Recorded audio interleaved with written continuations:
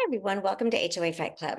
Today, I would like to discuss the collections policies for HOA and condo associations and how they can affect homeowners. I'm all about enforcement and having people be in compliance. What I'm not for is for people to be forced into foreclosure because they are being fined. Fines are kind of an arbitrary thing because there's really no evidence. And since we don't offer due process in this whole thing where we don't have an impartial tribunal on that, it's really hard for me to understand how some of these associations can get away with charging what they're charging for fines and fees. If you get a speeding ticket, there's a lot that go along with that speeding ticket. You get formal notice, you get 2 weeks to send back your thing or 10 days or whatever they give you. Then you get time for discovery. Then you get time to go to court. And you get to do all these things. And it doesn't just take 10 days or whatever. If you don't go to court, then they extend it. You still have a chance to, go to court. Even if you miss your court date, you can always still go back and ask for, forgiveness. But there's a set process for this. Well, in HOA, there's really no set process. The boards can kind of do their due process or their tribunals any way they want. But the one thing that's not, for me, it's just not impartial. So you can't have a board that is fining people and then trying to say that they're an impartial tribunal because you can't be jury, judge, and executioner and still be impartial.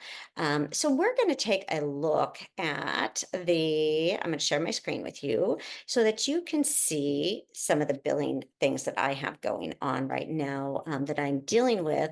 I'm going to share this. So here's the first letter that we're going to look at. This is a billing from a person's account that was started in 2016. And as you can see, in 2016, the person owed $180 for dues. But in that year, they were charged $1,725 in fines and fees. Well, actually, that's just in fines. So really, the person was current on their annual assessment, but they were past due on fines and fees. Now, most people get a letter in the mail or whatever, and it's from the HOA and they get a fine and they kind of throw it away and they laugh at it. Well, this association, first of all, I want to notice that if you look at these fines and fees, and I'm going to pull this in closer so that you can see this, if I can get my computer to work with me, you're going to see that these fines we're going to go to this page and you're going to see how these fines work out for these homeowners because it's not letting me grab this. Okay, so we're going to make this bigger so you can see that this board didn't even follow their fining schedule. The fining schedule is like the first one's a warning, the second one's a $25 fine, the next one's like a $45 fine, and then it's like a $90 fine. They just started fining like crazy, $200 a month, and these could be 5 different fines. Who knows what they are because the statement is not itemized. So who knows what fines you're being fined for and when you were fined for them and how you were fined for them. So how do you even fight this kind of thing? Then you go to 2017, $220 is the assessment. Now, of course, this homeowner now is past due over, thousands of dollars. As you can see, the account balance now is at 1725. This homeowner is already feeling so helpless. They don't even know what to do. So they go through 2017, and at the end of 2018, they take this to small claims court. So now we're up to 4,600 and change for the past due debt. Well, at the same time, if you look at this billing, they've made another $500 payment. So that would, if you put that towards the assessments, then that would bring it current. But they didn't. So they went to small claims court. They had a settlement. The settlement was $2,600, and this 4,679 debt was supposed to be cleared. It wasn't cleared. The association kept fining the homeowner for the past due debt. It goes on and on. So once you are past due now the person starts to make bigger chunks of payments. $1,300. Again, the assessment's only $320 a year. Yet this person is so far past due, $1,300 in payments in 1 year, and didn't even come close to bringing himself current. Then we go on to the next year, 2020. The same thing, but this is COVID time. So now COVID happens. So they stop billing for everything, but they still keep fining the person. Now, my question on the COVID part is who's out there getting fines or assessing fines? Shouldn't everybody everybody be in their homes under quarantine. I didn't think we were supposed to be out and about, but that's just my opinion. As a board, for me, I wouldn't have done any fines or fees or anything else during COVID. I would have used that time to bring everybody current on their assessments. Now, the next one we're going to look at is the year 2022. Now, at this point, there's quite a bit of payments that have been made, another $1,100 payment. So I always take everything and kind of group things together. As you can see, there's a lot of assessments for fines, admin fees, late fees, attorney fees, collection fees. The total debt charged in this 1 year alone in this time frame was so much that there's just no way this homeowner could ever catch up. This is creating an impossible debt, and I'm going to pull this in so you can see it. But this is an impossible debt. There is no way this homeowner will ever recover from this debt. This is, I mean, crazy in debt. And if you look at all the debt that they've added in this year, over almost $5,100 just in this 1 year alone. And again, there were liens applied during this time, but this person is not actually past due on their assessments.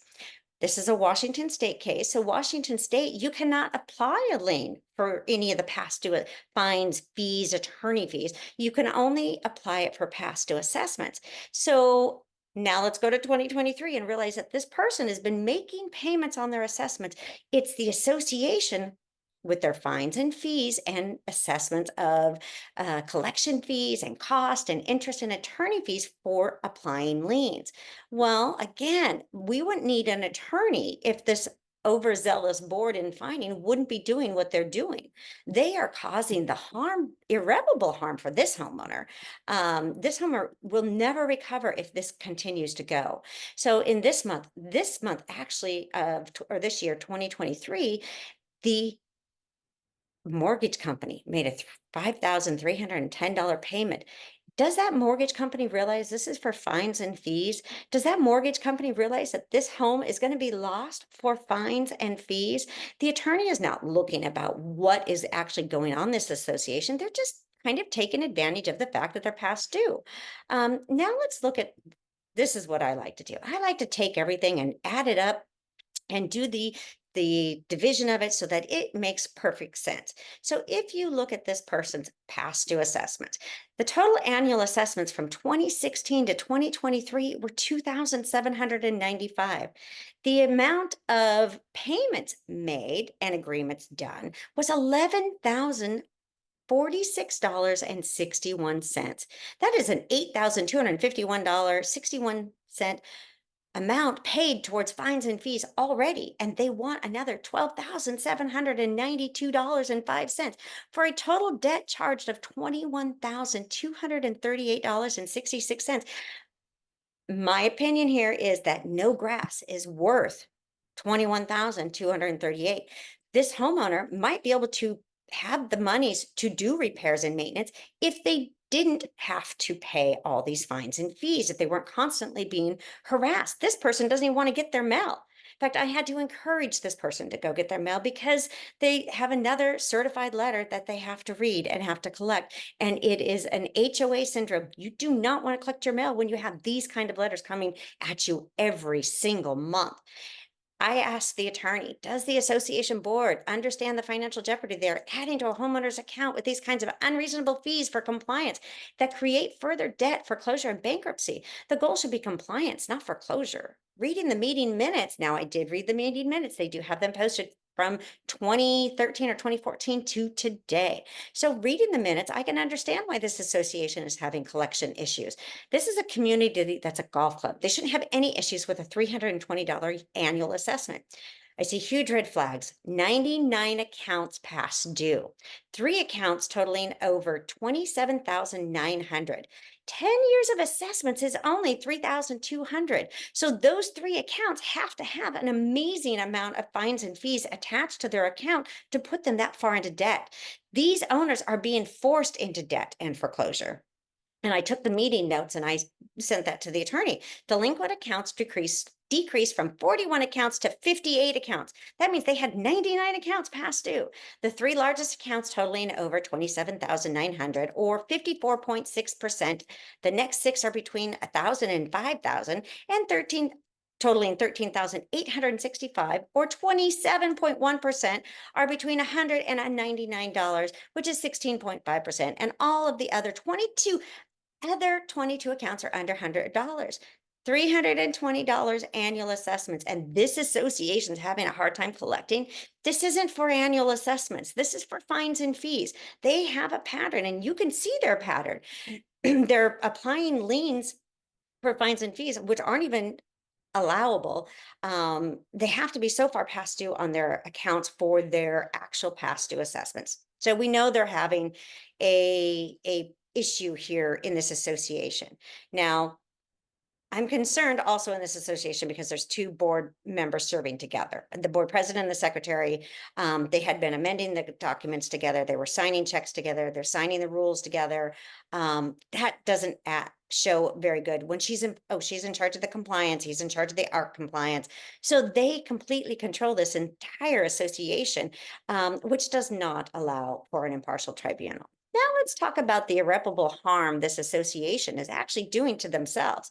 I have a community in Georgia that I've been dealing with, and they can't get insurance now because the homeowners previous board that they just recalled and voted out was fining people into foreclosure. They have judgments on them, they have foreclosures, they have, past due accounts. I mean, it's really insane what this community's gone to, but the homeowners took over and they recalled the board and they're trying to start over.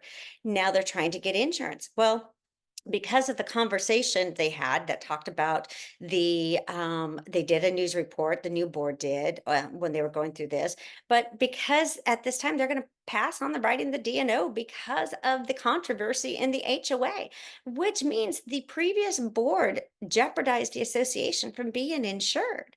So now can these board members didn't put an insurance claim on the previous board, but for some reason, that means that the association is not insurable by these insurance companies. So my suggestion to them is to turn it over to the insurance commissioner. You shouldn't be able to deny me insurance if I haven't made a claim. And just because there was an old bad board doesn't mean the new board is bad. And it kind of it puts this association in jeopardy, which the government has to cover somehow and show and demand accountability. If they don't want to penalize the board members and they don't want to have fines and fees, that's fine. But they've got to think of a solution that adds to the consumer protection of these homeowners.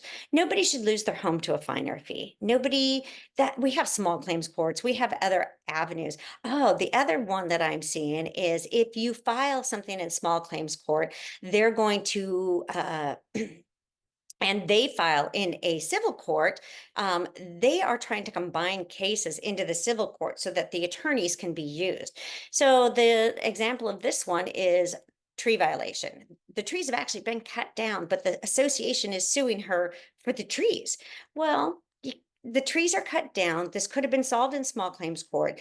The attorney pleaded that it would save the association money because it wouldn't have to be into two court cases. It wouldn't have to do a civil case and it wouldn't have to do a small claims court. You know what'll save the association a lot of money? It's not having that attorney on there. So that is the key right there. Get rid of the attorney, and that would be my plea if I was that homeowner.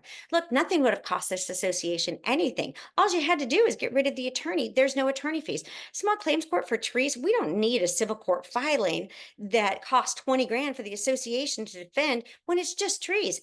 Are the trees up? No, the trees have been cut down. Does the homeowner owe the money? Well, she wasn't even offered a due process hearing. They denied her due process hearing because it's not an impartial board. They don't want the trees because they live in the back section and they want the trees cut down so that they can see, they would have their view. There's a whole conservation society set up for this. So that's the kind of things that these people are dealing with.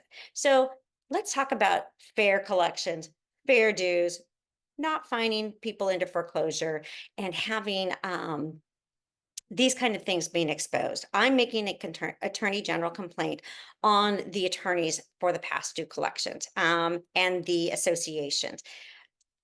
Also includes the property manager. The property manager has been collecting themselves. I don't know if they're licensed to collect. I don't think a property manager has the same rights as an attorney to do collections without a license in our state. So that is something I'll look up on. But if you have past due collections, don't let it go. Contest that debt. Find out what the true debt is. Do your research. If you have a hard time understanding the debt, give me a call or send me an email, hoafightclub@gmail.com, and let's look into why you're past due and see if we can get that debt solved. All right, you guys, I'll see you on the next one.